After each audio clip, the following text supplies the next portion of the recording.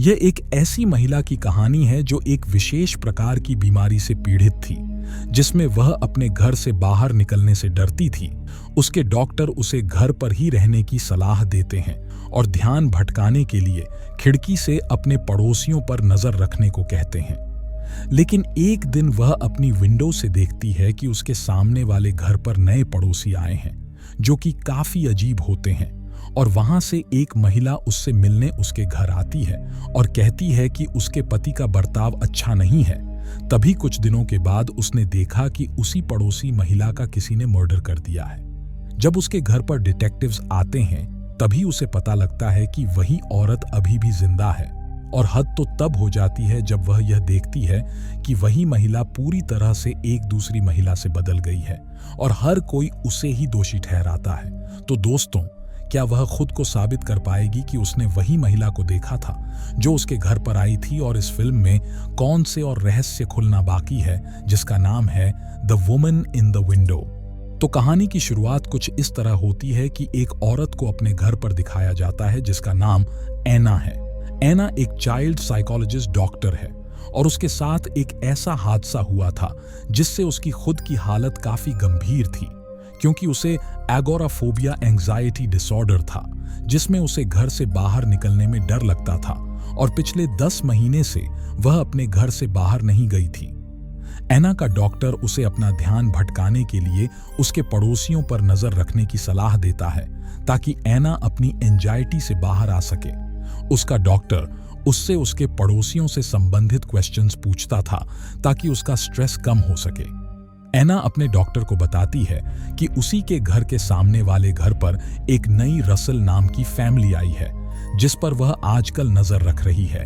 एना एक डिवोर्स्ड औरत थी। उसकी बेटी और पति उसके साथ नहीं रहते थे, लेकिन उसकी अपने पति से रोज बात होती थी। एना दवाइयों के साथ साथ हद से ज्यादा शराब का सेवन करने लगी थी। उसी रात जब एना फिर से अपने पड़ोसियों पर नजर रख रही थी, तभी अचानक उसके घर की डोर बेल बजती है। अपने डोर के कैमरे में एना एक लड़के को देखती है। पूछने पर वह एना से कहता है कि वह उसका नया पड़ोसी है जो उसके घर के सामने वाले 101 घर में रहता है, और उसकी मॉम ने एना के लिए एक गिफ्ट भेजा है। एना उसे अंदर आने देती है और वह एना को अपना नाम ईथन बताता है। एना के पास एक कैट भी थी जिसे ईथन पसंद करता है। तभी ईथन की नजर एना के फ्रिज पर पड़ती है, जहां उसे एना के पति और उसकी बेटी की तस्वीर दिखाई देती है, जिसको देखकर एना उसे बताती है कि वह अपनी फैमिली से अलग हो चुकी है। जिसके बाद ईथन एना से पूछता है कि वह क्या काम करती है। एना कहती है कि वह एक चाइल्ड साइकोलॉजिस्ट है और डिप्रेस्ड बच्चों का इलाज करती है। डिप्रेस्ड शब्द सुनते ही ईथन एना के घर की विंडो से अपने पिता को देखता है और वह घबराने लगता है, मानो वह वापस अपने घर ना जाना चाहता हो। पूछने पर ईथन एना को बताता है कि उसके पिता एक सख्त आदमी है और वह हर समय गुस्से में रहते हैं। एना ईथन को शांत करती है और उसे भरोसा दिलाती है कि वे दोनों अब दोस्त बन चुके हैं, जिससे ईथन का मन हल्का हो जाता है और कुछ ही समय बाद वह एना के घर से चला जाता है। एना के घर पर एक व्यक्ति और रहता था जो कि उसका किराएदार था। उसका नाम डेविड होता है और वह घर के बेसमेंट में रहता था। आज हैलोवीन फेस्टिवल होता है और एना का प्लान था कि वह लाइट्स ऑफ करके चुपचाप घर पर ही रहेगी, क्योंकि उसे किसी से मिलना ज्यादा पसंद नहीं था। फेस्टिवल की रात जब एना अपने बेड पर आराम कर रही थी, तभी बाहर से किसी चीज के टकराने की आवाज आती है। अपनी विंडो से एना देखती है कि बाहर बच्चे हैलोवीन फेस्टिवल सेलिब्रेट कर रहे हैं और एना की विंडो पर अंडे फेंक रहे हैं, जिससे एना को फिर से एंजाइटी अटैक आने लगता है। बाहर जाने के फोबिया होने के कारण वह बड़ी मुश्किल से अपनी हिम्मत जुटाती है और जैसे ही वह बाहर का दरवाजा खोलती है, उसकी आंखों के सामने अंधेरा छा जाता है और वह बेहोश हो जाती है। जब एना होश में आती है, वह अपने सामने एक औरत को देखती है जो एना को उसके घर पर सही सलामत ले आई थी। एना को लगता है कि वह औरत ईथन की मां जेन रसल है, लेकिन एना के पूछने पर वह कोई जवाब नहीं देती, जिसके बाद दोनों में दोस्ती हो जाती है और वे लिविंग रूम में ड्रिंक्स पीते हैं और एक दूसरे से अपनी बातें शेयर करते हैं। जेन एना को बताती है कि वह अपने बेटे ईथन से बहुत प्यार करती है और उसे अपने नेकलेस में ईथन के बचपन की तस्वीर दिखाती है। एना भी जेन को अपने फोबिया के बारे में बताती है, जिसमें वह पिछले 10 महीने से बाहर नहीं गई थी और एक अम्ब्रेला की मदद से वह कई बार बाहर जाने की कोशिश कर चुकी है, लेकिन हर बार नाकाम हो जाती है। ड्रिंक्स के दौरान एना अपने फोन से अपनी कैट की एक फोटो क्लिक करती है और मैं चाहता हूं कि आप लोग इस फोटो को अपने दिमाग में बिठा लें, क्योंकि यह फोटो आने वाले टाइम में एक ट्विस्ट देने वाली है। जेन अब अपने पति के बारे में एना को बताती है कि वह जेन पर काफी शक करता है और उनकी आपस में नहीं बनती, जिसके बाद जेन रोने लगती है। और एक बार फिर से आप सभी जेन की इयररिंग्स को ध्यान से देखें, क्योंकि इसका भी इस फिल्म की मिस्ट्री सॉल्व करने में बड़ा रोल है। अब जेन अपने घर वापस चली जाती है। कुछ देर बाद एक बार फिर से एना के घर की डोरबेल बजती है। वह देखती है कि उसके दरवाजे पर जेन का पति एलिस्टर होता है। एना उसे अंदर आने देती है। एलिस्टर एना से पूछता है कि क्या कोई भी व्यक्ति उसकी फैमिली से एना के घर आया था। एना जेन को बचाने के लिए झूठ बोलती है कि उसके घर पर कोई भी नहीं आया। यह सुनकर एलिस्टर वहां से चला जाता है। अगली सुबह आना नहाते वक्त जब अपने फोन पर अपने पति और बेटी के साथ बिताए पलों को देख रही थी, तभी अचानक उसे किसी के चिल्लाने की आवाज सुनाई देती है, जो कि उसके सामने रह रहे रसल फैमिली के घर से आ रही थी। अपनी विंडो से देखने पर एना सुनती है कि जेन और उसके पति एलिस्टर की बहस हो रही है। उसी समय एना ईथन को कॉल करती है। उसकी आवाज बहुत घबराई हुई लग रही थी और वह रोने लगता है और कॉल कट कर देता है। कॉल कट होते ही एना जेन को अपने घर से बाहर आते देखती हैं, जो बहुत डरी हुई लग रही थी और अपने घर से दूर कहीं चली जाती है। आखिर चल क्या रहा है, यह जानने के लिए एना जेन के पति एलिस्टर को कॉल करती है और उससे पूछती है कि उसने अभी अभी एलिस्टर के घर से किसी के चीखने की आवाज सुनी है, लेकिन एलिस्टर साफ मना कर देता है कि उसके घर पर ऐसा कुछ भी नहीं हुआ है और वह फोन रख देता है। इसके बाद एना अपने शक को साबित करने के लिए बेसमेंट में रह रहे अपने किराएदार डेविड से पूछती है कि क्या उसने कोई चीख सुनी थी। डेविड भी मना कर देता है कि उसने कोई आवाज नहीं सुनी, क्योंकि वह म्यूजिक सुन रहा था। आखिर सच क्या है, यह जानने के लिए एना अपने कैमरे की सहायता लेती है। वह अपनी विंडो से अपने कैमरे को जेन रसल के घर पर सेट कर देती है, ताकि वह रसल फैमिली पर नजर रख सके। अगले दिन एना यह सारी बातें अपने पति से फोन पर शेयर करती है, जो एना को रसल फैमिली से दूर रहने को कहता है। अपना फोन ढूंढते वक्त वह अपनी विंडो से एक बार फिर जेन के घर पर नजर रखती है, लेकिन तभी एना को अपनी आंखों के सामने कुछ ऐसा दिखता है जिसके बारे में उसने कभी सोचा भी नहीं था। वह देखती है कि जेन का किसी ने मर्डर कर दिया है। वह बिना समय गवाए लैंडलाइन से पुलिस को कॉल करने की कोशिश करती है, लेकिन फोन डेड होता है, जिसके बाद वह अपना फोन ढूंढती है, जो उसे अपने बेड के नीचे मिलता है। पुलिस को कॉल पर वह घबराहट में सही से कुछ भी समझा नहीं पाती और बिना टाइम वेस्ट करें एक अम्ब्रेला लेकर जेन को बचाने के लिए घर से बाहर निकल जाती है।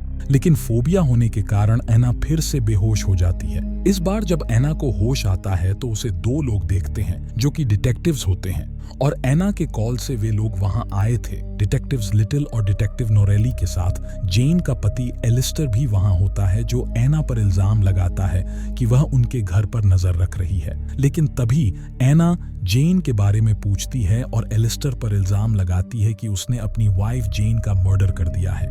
लेकिन एलिस्टर डिटेक्टिव्स के सामने कहता है कि उसकी वाइफ जेन को कुछ हुआ ही नहीं है और एना जेन से कभी मिली ही नहीं।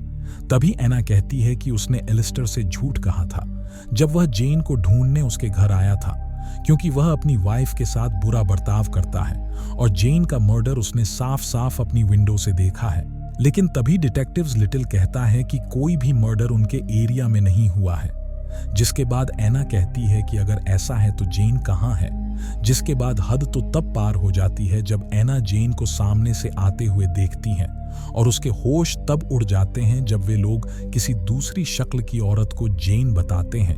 एना कहती है कि यह वो जेन नहीं है जिससे वह मिली थी और वह चाहती है कि ईथन सभी के सामने आकर उन्हें सच्चाई बताएं। तभी ईथन भी वहां आ जाता है और वह कहता है कि एना उसकी मॉम से कभी मिली ही नहीं। यह सुनकर एना को जैसे सदमा लग जाता है और वह सोच में पड़ जाती है कि आखिर वहां चल क्या रहा है। एलिस्टर अपनी वाइफ दूसरी जेन और ईथन को लेकर वहां से चला जाता है, जिसके बाद डिटेक्टिव्स एना को वार्निंग देते हैं और जाने से पहले डिटेक्टिव लिटिल एना को अपना कार्ड दे देता है ताकि भविष्य में किसी इमरजेंसी के समय एना उन्हें कॉल कर सके। पूरी रात एना सोच में थी कि ईथन ने सभी से झूठ क्यों कहा और असली जेन का मर्डर जो उसने अपनी आंखों से देखा था उसका क्या मतलब है। अगले दिन जेन रसल फैमिली का इतिहास खंगालने में लग जाती है। वह इंटरनेट पर जेन रसल को सर्च करती है, लेकिन उसके हाथ कुछ नहीं लगता। फिर वह एलिस्टर रसल सर्च करती है और तभी उसे पता चलता है कि एलिस्टर एक एटकिंसन नाम की कंपनी में काम करता था।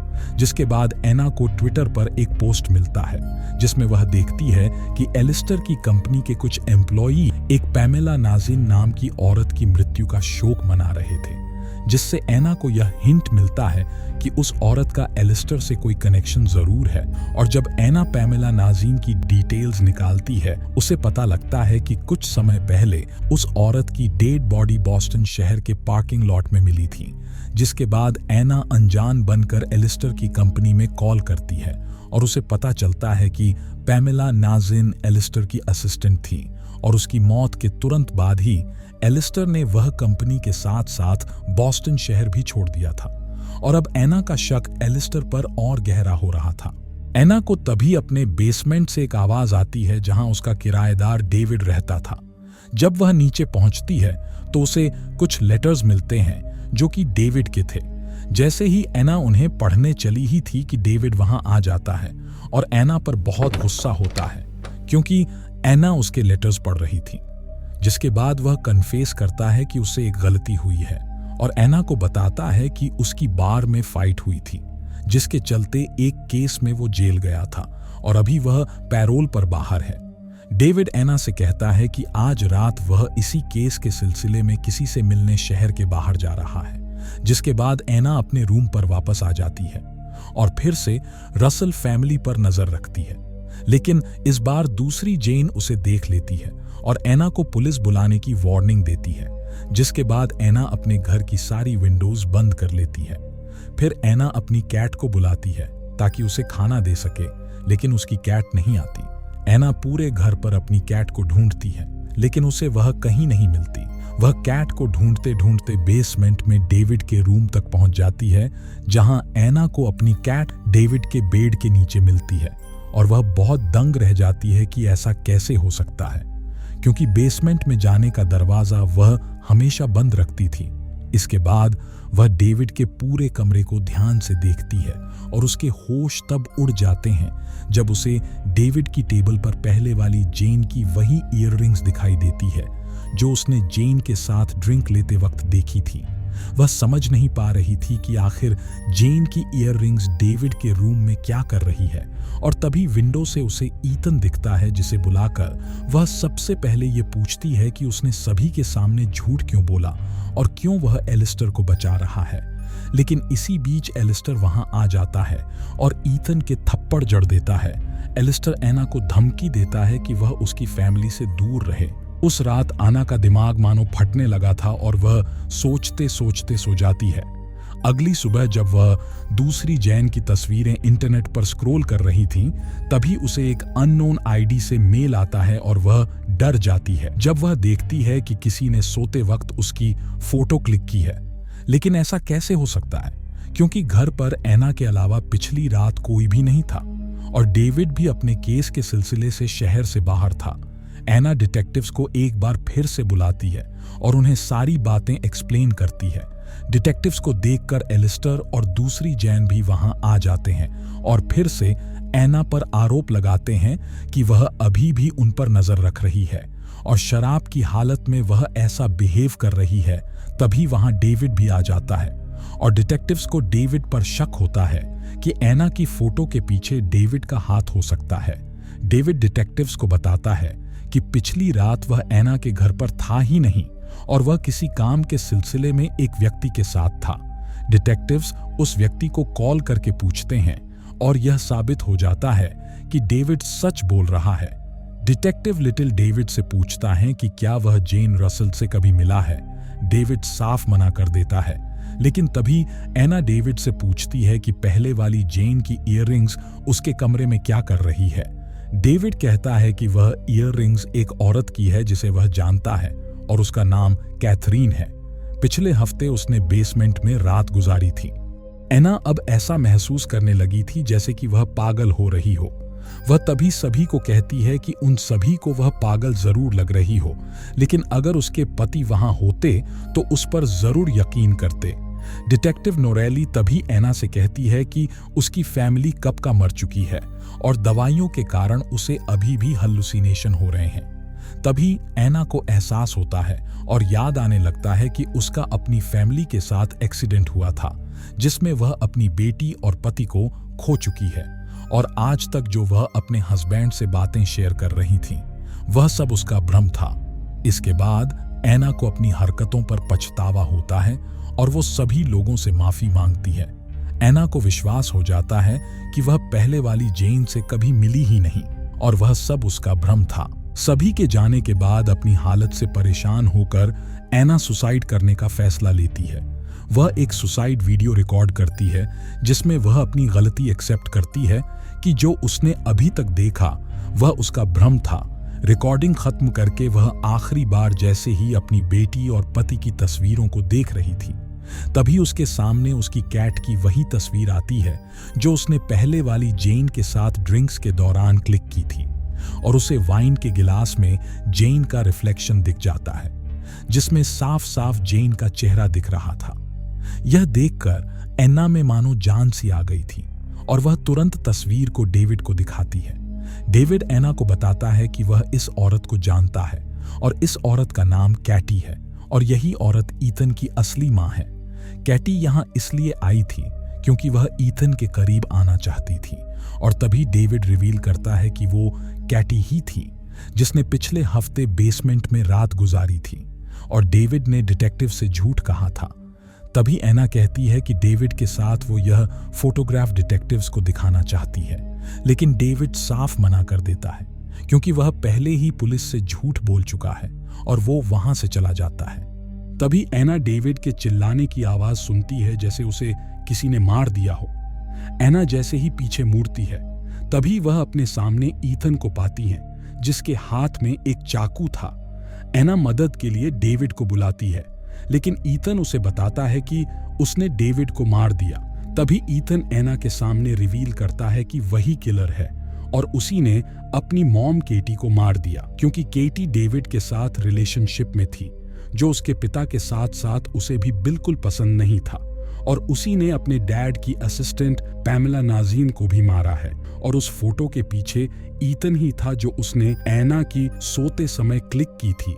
ईथन एना को बताता है कि वह बड़ा होकर एक किलर बनना चाहता है और अब उसका अगला शिकार एना है। वह एना को सुसाइड करते हुए देखना चाहता है, लेकिन तभी एना उसके सिर पर शराब की बोतल फोड़ देती है और ईथन से बचकर भाग जाती है। ईथन बाहर एना का पीछा करता है। डेविड ईथन को रोकने की कोशिश करता है, लेकिन उसे ईथन द्वारा उसे चाकू मार दिया जाता है। ईथन छत पर एना का पीछा करता है और उसके चेहरे पर एक छोटे से चाकू से वार करने में सफल हो जाता है। वे तब तक लड़ते हैं जब तक एना उसे छत के रोशनदान से धक्का नहीं दे देती, जो आसानी से टूट जाता है और ईथन की गिरकर मौत हो जाती है। जिसके बाद एना की नींद अस्पताल में अपने कमरे में डिटेक्टिव लिटिल के साथ खुलती है, जो एना को बताते हैं कि एलिस्टेयर और जेन रसल हिरासत में हैं और जेन ने सब कुछ बता दिया है और उन्हें केटी की बॉडी मिल गई है, यानी जो कुछ एना ने अपनी विंडो से देखा था वह सच है। जिसके बाद डिटेक्टिव लिटिल एना से माफी मांगते हैं। डिटेक्टिव लिटिल का यह भी कहना है कि उसने एना का सुसाइड वाला वीडियो देख लिया है, लेकिन वे एना का फोन उसे देना चाहते हैं ताकि वह वीडियो को डिलीट कर दे। कहानी के अंत में 9 महीने बाद एना को दिखाया जाता है अपने अपार्टमेंट में। एना अपनी बेटी और अपने पति को याद करती है क्योंकि एना के वह कुछ आखिरी पल थे। जिसके बाद एना वह अपार्टमेंट छोड़कर अपनी जिंदगी में आगे बढ़ जाती है और इस फिल्म से हमें यह मैसेज मिलता है कि एना का फोबिया भी अब ठीक हो चुका है और अब बाहर जाने से उसे और डर नहीं लगता। और यहीं पर यह फिल्म समाप्त हो जाती है।